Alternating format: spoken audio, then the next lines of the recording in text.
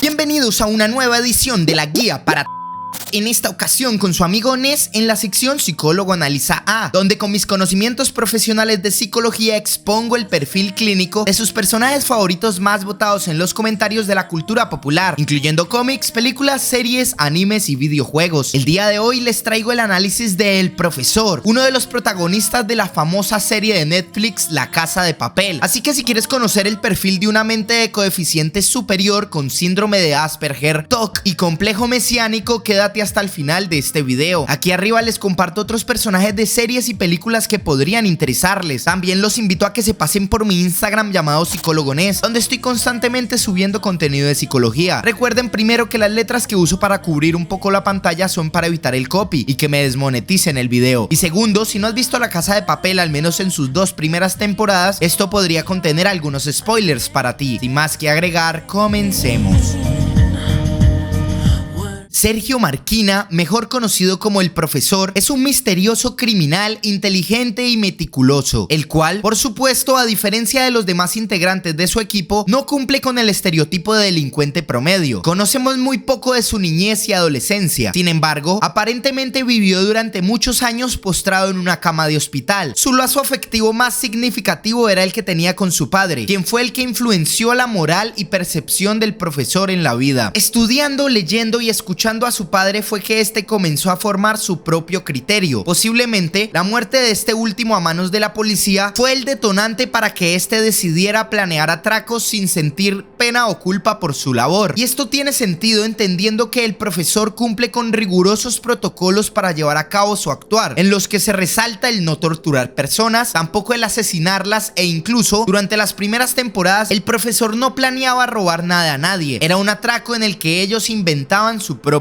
dinero. Numerosos estudios muestran cómo las personas con el poder pueden controlar nuestros comportamientos y llevarnos a hacer cosas que no queremos hacer. Por ejemplo, en el famoso estudio de Stanley Milgram, el 63% de los participantes siguió dando descargas eléctricas a otro ser humano solo porque alguien con autoridad le decía que así lo hiciera. A esto se le llama sometimiento u obediencia a la autoridad, y es un fenómeno de pensamiento colectivo dentro de la psicología social. Lo interesante del profesor es que parece haber superado este adoctrinamiento social por medio de sus experiencias y la muerte de su padre, y es por esta razón que su moral no parece ajustarse a la de los ciudadanos promedio, pero tampoco parece estar estrictamente en contra de la moral social en sí. Hablo de que el profesor, al criticar el colectivo y planear una nueva forma de ver la justicia en el plano económico, por ejemplo, no obedece a lo socialmente reforzado, obedece a su propio análisis. Por eso influencia en las demás personas, y no solo en su grupo, sino también en la policía o en el colectivo que seguía el atraco por medio de los medios. Esto nos muestra rasgos de liderazgo, insubordinación, rebeldía e inteligencia interpersonal, características que son vitales en el rol que el profesor desempeña y que, aplicando conceptos de psicología social, logra, como dije, no solo influir en su equipo, sino también manipularlos para hacerlos pensar que estos piensan igual que él. De esta forma garantiza que sean fieles al plan incluso en momentos de gran tensión o angustia. En otras palabras, las primeras personas que estafó el profesor fueron la banda de atracadores que llamó y reclutó, haciéndolos asociar el triunfo o fracaso de su plan con el triunfo o fracaso en sus propias vidas. El equipo que el profesor formó no estaba en un simple atraco, sino que estaban probándose a sí mismos que pueden triunfar en la vida y que tienen el control de ella, motivados, claro, por fantasiosas sumas de dinero. Pero el punto es que el adoctrinamiento social del que el profesor se libró por parte del Estado, por criticarlo y tener convicciones propias, es el mismo tipo de adoctrinamiento que lleva a cabo con su banda para que estos obedezcan y sean fieles a sus órdenes y normas, sin importar en verdad cuáles sean o si van en contra del criterio propio individual de cada uno de la banda. Sin estos últimos darse cuenta, estaban dentro del juego del profesor, pensando como él y actuando como él actuaría, y él ni siquiera estaba dentro del banco que estaban atracando. Tal vez por esto, este eligió perfiles de personas que sabría que podría controlar y que aceptarían su forma de pensamiento, e incluso dejarían de hacer acciones como hostigar, matar o dañar a los demás por conseguir un fin mayor como sería el dinero. Otras características características que vemos a primera vista del profesor es que es un hombre introvertido, la cual se narra como una condición de la persona que se distingue por su inclinación hacia el mundo interior y por la dificultad para las relaciones sociales y ostentar un carácter reservado. Este carácter sería otra de las grandes características que vemos en el personaje. El profesor tiene una actitud reservada e introspectiva, y esto se pudo haber desarrollado en los años de su niñez y adolescencia que pasó leyendo, pero son estas conductas las que le facilitan la abstracción lógica que permite al profesor deducir con frialdad los movimientos de la policía o cualquier otro colectivo que quiera afectar su plan. Su represión de emociones y aislamiento social son tan elevados que es muy posible la presencia de rasgos Asperger en el profesor. Recordemos que el síndrome de Asperger forma parte de los trastornos del espectro autista. El síndrome de Asperger es un trastorno del neurodesarrollo. El cerebro de la persona con síndrome de Asperger funciona de manera diferente a la habitual, especialmente en la comunicación e interacción social y en la adaptación flexible a las demandas diarias, rasgos que vemos en el profesor, al ser nulos los efectos de la enfermedad en su capacidad cognitiva, mientras que en su desarrollo social y en su rutina parecen estar bastante determinados por un autismo de grado menor. Repito que esto es una tendencia y cumple con algunos de los rasgos más comunes, siendo verbalmente fluido, con capacidad intelectual superiores a las del promedio, pero con grandes problemas para la interacción social. Estos problemas sociales también podrían explicarse por otros rasgos diferentes al posible desarrollo del Asperger, como por ejemplo rasgos de timidez, rasgos de evasión emocional para evitar el dolor producto del estrés postrauma causado por la muerte de su padre, e incluso pueden deberse a rasgos narcisistas por su gran intelecto que le impiden conectarse con facilidad a las conductas comunes en las demás personas. Es decir, que no descarto el Asperger, pero tampoco lo diagnostico con certeza. Como expliqué anteriormente, el profesor cuenta con un coeficiente intelectual por encima de la media e incluso podría estar en un nivel de coeficiente superior, y parece ser que no solo es perfeccionista, sino que también llega al punto de ser obsesivo con su trabajo, mostrando la tendencia hacia el desarrollo de un TOC, trastorno obsesivo compulsivo, el cual se caracteriza por un patrón de pensamientos y miedos no deseados, los cuales serían las obsesiones, que provocan comportamientos repetitivos, los cuales serían las compulsiones. Estas obsesiones y compulsiones interfieren en las actividades diarias y causan un gran sufrimiento emocional, y aunque se trate de un padecimiento mental que obstruye la salud emocional e inclusive algunas veces la salud física de las personas, parece ser que esta característica es utilizada por el profesor como una cualidad a su favor, siendo este meticuloso y cuidadoso al dar cada paso dentro del plan y repitiendo una y otra vez las rutinas para así perfeccionar la forma metódica y rigurosa del plan que llevará a cabo y reducir el margen de error o de fracaso del mismo. Parece que el profesor también lidia con sus obsesiones por medio del ejercicio y las rutinas físicas, pero profundizando un poco en lo que anteriormente nombramos como las actitudes evasivas que tenía el profesor con respecto a sus relaciones emocionales, hay que explicar que producto al fracaso de sus relaciones emocionales tempranas, como lo sería la relación con su padre al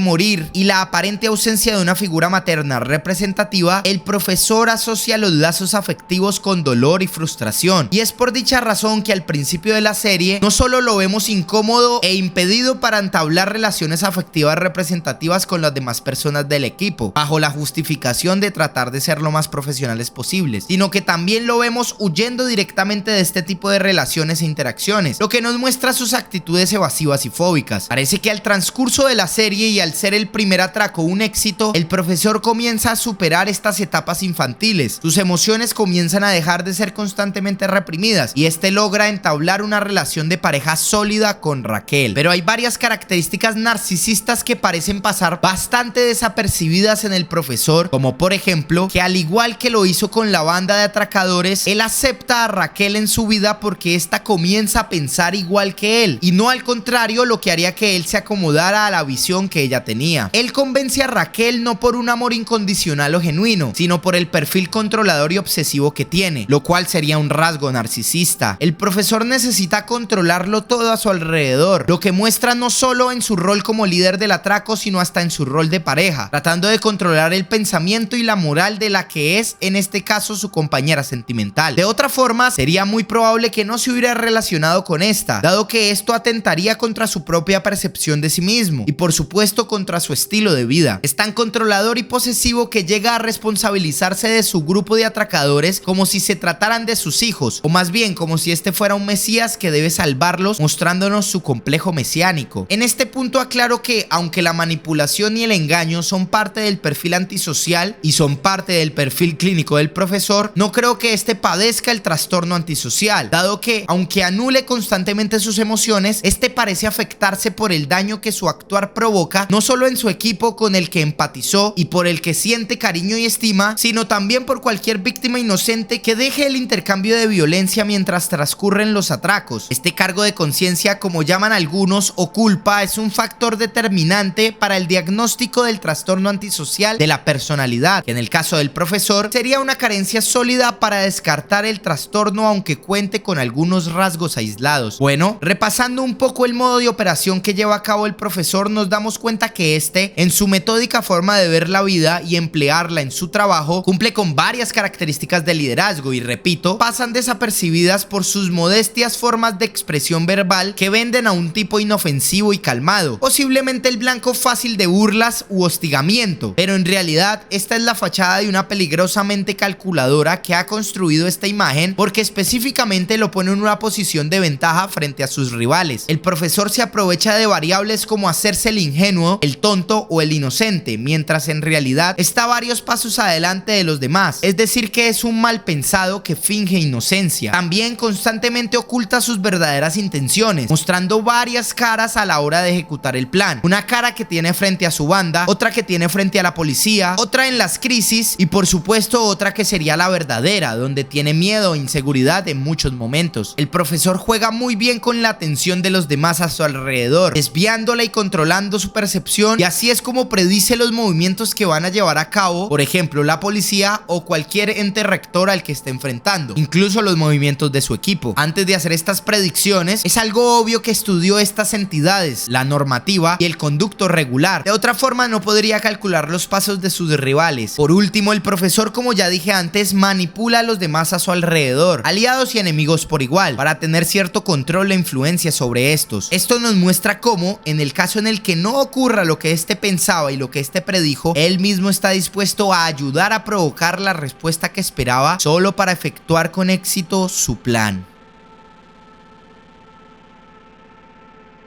Bueno, hasta aquí el video de hoy, espero te haya gustado y si aprendiste algo nuevo con él, regálame tu like. Recuerda comentarme qué otro personaje quieres que traiga a la sección. Recuerda suscribirte y activar la campanita. Sígueme en mi Instagram llamado Psicólogo Ness, página de Facebook y Twitter. Tu amigo Ness se despide, gracias y hasta la próxima.